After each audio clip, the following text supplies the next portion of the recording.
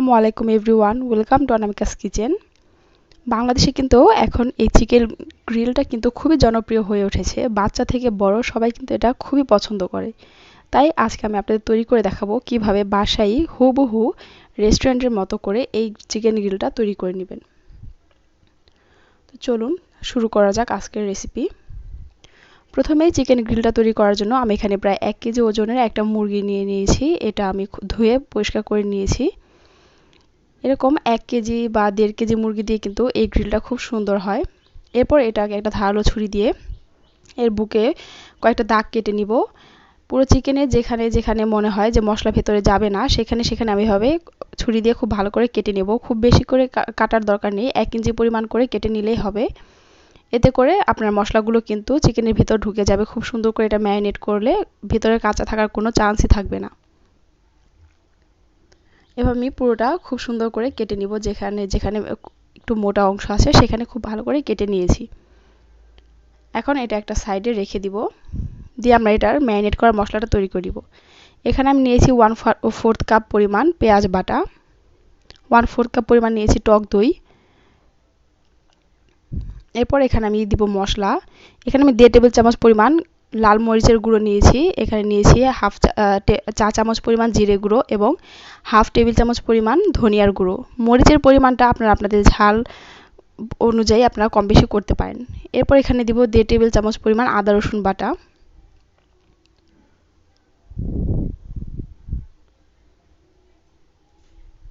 এরপর দিব tomato sauce. আপনারা এখানে টমেটো সসের বদলে কিন্তু টমেটো কেচাপ ইউজ করতে পারেন। এটা আমি 1 টেবিল চামচ পরিমাণ ইউজ করেছি। এরপর দিব হাফ টেবিল চামচ পরিমাণ গরম মশলার গুঁড়ো। সাথে দিব এখানে যে কোনো টক আচার তেল সহ। এখানে আচারটা কিন্তু ইউজ করতে হবে, তাহলে কিন্তু রেস্টুরেন্টের যে পারফেক্ট টেস্টটা আছে সেটাই কিন্তু আপনারা এখানে পাবেন। এরপর আমি কালারের জন্য দিয়ে দিব জর্দার রং। এটা পুরোপুরি অপশনাল, না থাকলে আপনারা ইউজ না করলেও পারেন। এরপর সবকিছু হাত দিয়ে খুব ভালো করে মিক্স করে নিব। আপনারা এখানে টক যে কোনো আচার ইউজ করতে পারবেন। আমি এখানে আমের আচার ইউজ করেছি। আপনারা জলপাইয়ের আচার অথবা যে কোনো ধরনের টক আচার ইউজ করলে হবে। এরপর হাত দিয়ে সবকিছু খুব ভালো করে মিক্স করে নিব। আর এখানে কিন্তু ম্যারিনেট করতে আর এক্সট্রা কোনো মশলার দরকার হয় না। ঘরে যে মশলা আছে সেগুলো দিয়ে কিন্তু এটা খুব সহজে তৈরি করে নেওয়া যায়। আর এর টেস্ট কিন্তু একদম হুবহু দোকানের যে চিকেন গ্রিল আমরা কিনে খাই সেটার মতোই টেস্ট। আপনারা প্রত্যেকটা স্টেপ যদি ফলো করে তৈরি করেন তাহলে আপনাদের কাছে এটা খুবই ভালো লাগবে। এরপর মশলাটা মাখানো হয়ে গেলে এতে আমি চিকেনটা দিয়ে খুব ভালো করে চিকেনের ভেতর মশলাগুলো দিয়ে নিব। এখানে হাত দিয়ে খুব ভালো করে যেখানে যেখানে আমরা মাংসটা চিড়ে নিয়েছি সেখানে সেখানে মশলাগুলো ঢুকিয়ে দিব হাত দিয়ে খুব ভালো করে, যাতে এটা ম্যারিনেট হতে পারে। এরপর এটা ম্যারিনেট হওয়ার জন্য কিন্তু নর্মাল ফ্রিজে আমি রেখে দিব 3 থেকে 4 ঘন্টার জন্য। যদি এটা আপনারা সারা রাত রাখতে চান তাহলে কিন্তু আরও বেশি ভালো হয়। আমার যদি হাতে সময় কম থাকে তাহলে চেষ্টা করবেন অবশ্যই 3 ঘন্টা এটা ম্যারিনেট করে নিতে। এভাবে হাত দিয়ে দিয়ে পুরোটা মুরগিতে খুব ভালো করে মশলাটা মেখে নিতে হবে। আর এখানে যে গরম মশলাটা আমি ইউজ করেছি সেটার রেসিপি আমার চ্যানেলে দেওয়া আছে, আপনারা চাইলে দেখে নিতে পারেন। লিংক আমি ডেসক্রিপশন বক্সে দিয়ে রাখবো। এরপর এখন এটা ঢেকে আমি নর্মাল ফ্রিজে রেখে দিব 4 ঘন্টার জন্য। ফিরে আসছি 4 ঘন্টা পর। 4 ঘন্টা পর দেখতে পাচ্ছেন মুরগি থেকে কিন্তু এক্সট্রা কোনো পানি বের হয়নি বেশি, কারণ আমি এটা পানিটা খুব সুন্দর করে ঝরিয়ে নিয়েছিলাম এবং এটা কিন্তু ম্যারিনেট করা হয়ে গেছে। এরপর এখানে গায়ে যে মশলাগুলো লেগে আছে সেগুলো যতটা সম্ভব হাত দিয়ে এভাবে ঝরিয়ে নিব, যাতে এটা তেলে দেওয়ার পর মশলাগুলো পুড়ে এটা কালচে হয়ে না যায়।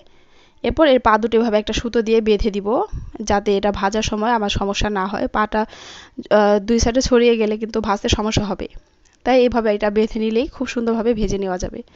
এরপর যেহেতু এটা চুলায় করব তাই প্রথমে একটা বড় হাঁড়িতে আমি সরিষার তেল নিয়েছি। চেষ্টা করবেন সরিষার তেল ইউজ করার, এতে করে এর ফ্লেভারটা অনেক সুন্দর আসে। এখানে প্রায় হাফ কাপ পরিমাণ সরিষার তেল দিয়েছি আমি। এতে এবার আমার চিকেনটা আমি দিয়ে দিব। আর এর মধ্যে যে এক্সট্রা মশলাগুলো ছিল সেগুলো কিন্তু আমি হাত দিয়ে খুব ভালো করে পরিষ্কার করে নিয়েছি, কারণ তাহলে কিন্তু মশলাটা পুড়ে যাবে আর চিকেনটা খুব ভালো করে ভিতরে কুক হবে না। এরপর এটাকে এভাবে একটু নেড়ে চেড়ে আমি এটা ঢাকনা দিয়ে ঢেকে 15 মিনিট অপেক্ষা করব, চুলার আঁচটা মিডিয়াম টু লোতে রেখে।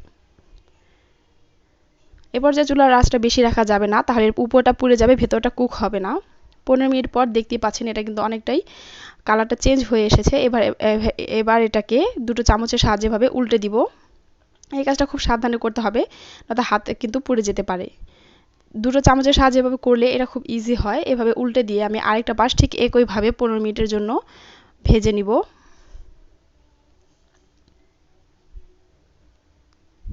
15 মিনিট পর দেখতেই পাচ্ছেন এর কালারটা কিন্তু একদম চেঞ্জ হয়ে গেছে। এটা কিন্তু অনেকটাই কুক হয়ে গেছে। আর সাইডে যে মশলাগুলো দেখতে পাচ্ছেন এগুলো যে এক্সট্রা মশলা ছিল সেটাই কিন্তু একটু কালার হয়েছে, এটা কিন্তু পুড়ে যায়নি একদমই।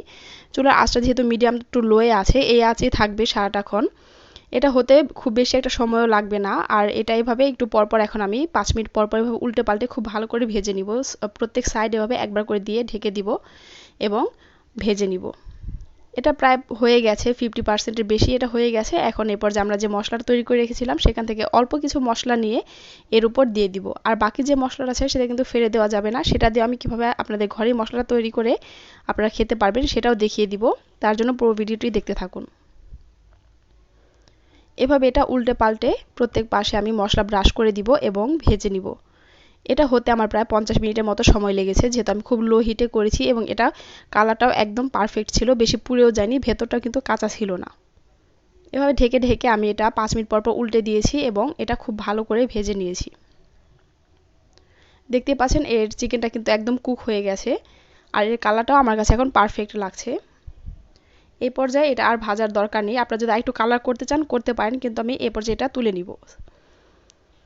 এরপর এখানে আপনাদের যে দোকানে যে মশলাটা সার্ভ করে এই চিকেন গ্রিলের সাথে সেটা তৈরি করে দেখাবো। এখানে আমি চুলাতে অল্প তেল দিয়েছি, আমরা যে তেলে চিকেনটা ভেজেছি সেই তেলটা এখানে ইউজ করেছি। এতে দিয়ে দিয়েছি পেঁয়াজ কুচি। পেঁয়াজটা একটু নরম হয়ে গেলে এখানে আমি যে মশলা দিয়ে ম্যারিনেট করেছিলাম চিকেনটা সেই মশলাটা পুরোটা এতে দিয়ে দিব। এখানে আর কিছু ইউজ করার দরকার নেই। যদি আপনাদের মনে হয় লবণটা ইউজ করবেন তাহলে অল্প একটু লবণ টেস্ট করে ইউজ করতে পারেন। আর আমি মশলাতে মুরগিটা ম্যারিনেট করার সময় লবণ দিয়েছিলাম, সেটা আমি ক্যামেরায় ক্যাপচার করতে পারিনি। সেটা আপনারা আপনাদের স্বাদ মতো লবণটা কিন্তু অ্যাডজাস্ট করে নেবেন। এরপর এটা কষানো হয়ে গেলে আমি এখানে আর 2 টেবিল চামচ পরিমাণ পানি দিয়ে মশলাটা একটু ভালো করে কষিয়ে নিব। যখন দেখবেন গা থেকে তেলটা ছেড়ে এসেছে তখনই বুঝতে হবে এটা হয়ে গেছে।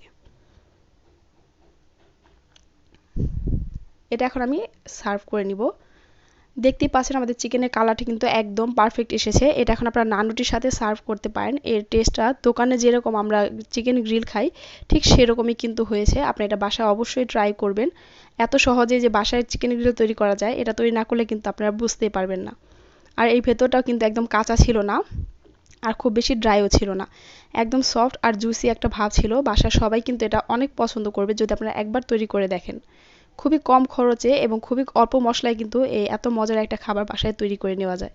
দেখতেই পাচ্ছেন এর ভেতরটাও কিন্তু পুরোপুরি কুক হয়ে গেছে।